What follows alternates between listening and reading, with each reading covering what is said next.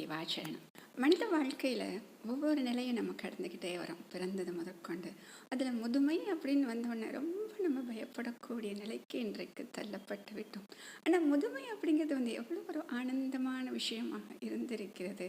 அது உண்மையில் எப்படி இருக்கிறது அப்படிங்கிறது நம்ம மறந்துட்டோம். ஏன் அப்படின்னா இன்றைக்கி நம்மளுடைய வாழ்க்கை முறை, நம்மளுடைய லைஃப் ஸ்டைல் வேறு மாதிரி ஆயிடுச்சு. அதனால தான் நம்மளுக்கு இன்றைக்கி முதுமை அப்படிங்கிறது ரொம்ப பயப்படுற விஷயமா இருக்குது.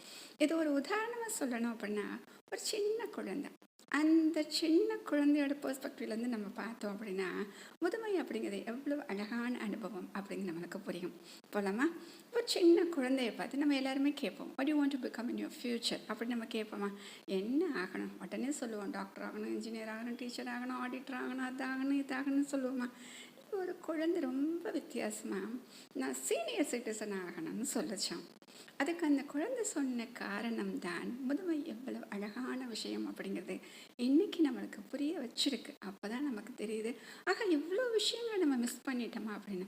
அப்படி நம்ம மிஸ் பண்ண விஷயங்கள் என்ன அப்படின்னு பார்க்கலாமா? அந்த குழந்தை சொல்லுதுங்க, இப்போ குழந்தைகள் அப்படின்னா என்னங்க பண்ணணும்? ஸ்கூலுக்கு போகணும், கரெக்டாக டயத்துக்கு எந்திரிக்கணும், டயத்துக்கு சாப்பிடணும், ஹோம்ஒர்க் எழுதணும், டிவி பார்க்கக்கூடாது, மொபைல் பார்க்கக்கூடாது, இங்கே போகக்கூடாது, அங்கே போகக்கூடாது, இது செய்யக்கூடாது, எல்லாமே கூடாது கூடாது கூடாது அப்படின்னு நோ நோ நோன்னு எல்லாமே நோ தாங்க. ஆனால் பாருங்க, நான் சீனியர் சிட்டிசன் ஆகிட்டேனா, எனக்கு இதுக்கெல்லாம் நோ கிடையாது. ஏன் அப்படின்னா நான் எப்போ வேணால் காலையில் எழுந்திரிக்கலாம், எப்போ வேணால் சாப்பிட்லாம், எனக்கு பிடிச்சது எது வேணால் சாப்பிட்லாம். ஏன்னா என்னை யாரும் நிறுத்த மாட்டாங்க, நீ சாப்பிடக்கூடாது அப்படின்னு சொல்ல மாட்டாங்க. நான் எங்கே போகணுன்னாலும் என்னை ஒன்றுமே சொல்ல மாட்டாங்க. ஈவன் என்கிட்ட பணம் இருந்துச்சுன்னா நான் எங்கே வேணால் வேர்ல்டு டூர் கூட போகலாம். அந்தளவுக்கு எனக்கு ஓகே பெர்மிஷன் கொடுத்துருவாங்க. அதுக்கப்புறமா எனக்கு ஓய்வு நேரம் அப்படின்னு கிடச்சிச்சு அப்படின்னா எங்கே வேணால் போய் ஜாலியாக பார்க்கில் உட்காரலாம், என் ஃப்ரெண்ட்ஸ் கூட செஸ் விளையாடலாம், அப்புறம் திரும்ப வீட்டுக்கு வரலாம். காலையில் டீ, அப்புறம் காஃபி, அப்புறம் ஸ்நாக்ஸ், ராத்திரி பால், அப்படி லைஃப் என்ஜாய் பண்ணலாங்க. இதை விட ஒரு முக்கியமான ஒரு விஷயம் என்ன அப்படின்னா, நான் டிவி எவ்வளோ நேரம் பார்க்கலாம், மொபைல் எவ்வளோ நேரம் வேணால் பார்க்கலாம், அதில் வீடியோ கேம்ஸ் எவ்வளோ வேணால் விளையாடலாம், இதெல்லாம் இருக்குது. இது மட்டும் கிடையாது, நான் சீனியர் சிட்டிசன் ஆகிட்டேன் அப்படின்னா எனக்கு ஹாஃப் டிக்கெட் சார்ஜ் இருக்குது, ஃப்ரீ டிக்கெட்ஸ்லாம் இருக்குது அப்படின்னு சொல்லிட்டு சொல்கிறாங்க. ஆமாம் இல்லையா? இப்போ நீங்கள் சொல்கிறோம் இல்லையா, சீனியர் சிட்டிசனுக்கு இதெல்லாம் ஃப்ரீ, ட்ரெயினுக்குலாம் கிடையாது, பஸ்ஸில் இவ்வளோக்கு சீனியர் சிட்டிசனுக்குலாம் ஃப்ரீ அப்படின்னு சொல்கிறோம். அதே மாதிரி தியேட்டரில் எனக்கு ஹாஃப் டிக்கெட்ஸ்லாம் கிடைக்கும் அப்படின்னு சொல்லிட்டு இவ்வளோ விஷயங்கள் இருக்குது சீனியர் சிட்டிசன் ஆனால் அப்படின்னு சொல்லும் பொழுது அப்போ நமக்கு ஒன்று தோணும், அப்போ நம்ம வாழ்க்கையை இவ்வளோ நம்ம என்ஜாய் பண்ணியிருக்கோமா இந்த குழந்தை சொன்ன மாதிரி அப்படி நமக்கு தோணும் இல்லையா? நிறைய நம்ம மிஸ் பண்ணிட்டோம் இல்லையா? இந்த காலையில் லேட்டாக எழுந்திரிக்கிற விஷயங்கள் வேணால் இல்லைன்னு சொல்லலாம். அதுக்காக அந்த குழந்தை சொன்னதுக்காக நம்ம லேட்டாக எழுந்திரிக்கணும்னு கிடையாது. காலையில் நம்ம வெள்ளனை எழுந்திரிச்சாதான் உடம்பு ஆரோக்கியமாக இருக்கும் இல்லையா? அந்த ஒரு விஷயத்தை நம்ம ஃபாலோ பண்ணலாம்.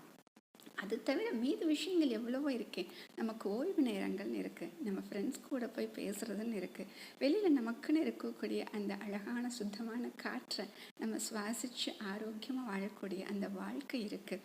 கிடைக்கிற நல்ல விஷயங்கள் எல்லாம் பார்த்து சந்தோஷப்படக்கூடிய அந்த மனசு இருக்குது. இதையெல்லாம் விட்டுட்டு நம்ம என்ன பண்ணுறோம் அப்படின்னா திரும்பவும் பழையபடி அந்த வாழ்க்கைக்குள்ளேயே போய் முதல்ல இருந்து ஆரம்பிக்கிறோம் பாருங்கள். அப்போ கடவுள் பார்ப்பாரு, அப்போ உனக்கு எப்போ நான் ரிட்டைர்மெண்ட் லைஃப் கொடுக்குறது?